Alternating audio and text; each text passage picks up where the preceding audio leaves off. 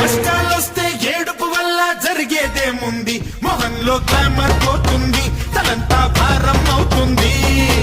ఆకాశం తెగి పడిపోతే ఏం చేయాలన్నట్టు అలా తెగ ఆలోచించొద్దు, నువ్వే